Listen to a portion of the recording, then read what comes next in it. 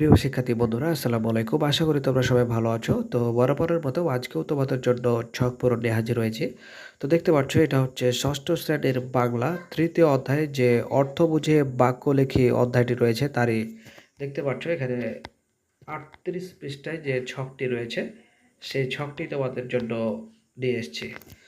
তো এখন এটা আমরা সমাধান করব। তার আগে বলে রেখে আমরা এরকম ছকগুলো প্রতিনিয়ত আপলোড করে আসছি। তোমাদের প্রত্যেকটি সাবজেক্টের সমাধানগুলো আমরা আপলোড করে আসছি। তো সেই ভিডিওগুলো যদি তুমি সবার আগে পেতে চাও তাহলে চ্যানেলটি সাবস্ক্রাইব করে আজই আমাদের সদস্য হয়ে যাও। তো চলো যাওয়ার কথাটা বলে আমরা শুরু করি। তো দেখতে পাচ্ছ এখানে বলেছে যে অনুচ্ছেদ লিখে আবেগ খুঁজি, অর্থাৎ কোনো একটি বিষয় নিয়ে ১০০ শব্দের মধ্যে একটি অনুচ্ছেদ লিখো, লেখা হয়ে গেলে আবেগ শব্দগুলোর নিচে দাগ দাও, অর্থাৎ যেগুলোতে আবেগ প্রকাশ করছে সেই শব্দগুলোতে দাগ দিতে বলেছে। এটা হচ্ছে ১০০ শব্দের মধ্যে। তো চলো যাই শুরু করি। তো দেখতে পাচ্ছ এখানে তোমাদের জন্য ১০০ শব্দের সেই কাঙ্ক্ষিত বিষয়গুলো দেওয়া হয়েছে। তো দেখতে পাচ্ছ এখানে লেখা হয়েছে আজ অর্ধবার্ষিক পরীক্ষার ফলাফল দিয়েছে আলম, সব বিষয়ে পাশ করলেও অঙ্কে পেয়েছে ৩০। তো দেখতে পাচ্ছ এখানে ইস আর মাত্র ৩টে। তো এখানে যে ইস এর নিচে তোমরা দাগ দিয়ে দাও। এরপর দেখতে পাচ্ছ যে নম্বরের জন্য ফেল, মাকে রেজাল্ট দেখানো মাত্র মা হায় হায়। তো এই যে দেখতে পাচ্ছ হায়ের নিচে তোমরা দাগ দিয়ে দাও।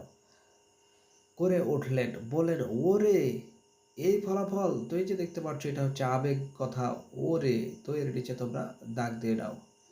এই ফলাফল তোর বাবা শুনলে ছি ছি, এই যে আবেগ দিয়ে কথা এই ছি ছির নিচে তোমরা দাগ দিয়ে দাও। মা আলমকে অনেক গালমন্দ করলেন, বললেন জ্বালা, এই যে জ্বালা এই কথাটার নিচে তোমরা দাগ দিয়ে নাও। গোল্লায় যাকে সব ছেলে উফ, তো এই যে উফ এর নিচে দাগ দিয়ে নাও। আর পারি না। আলমকে মন খারাপ করে দাঁড়িয়ে থাকতে দেখে দাদি বললেন দূর পাগল, এই যে দূর পাগল এর নিচে দাগ দিয়ে নাও।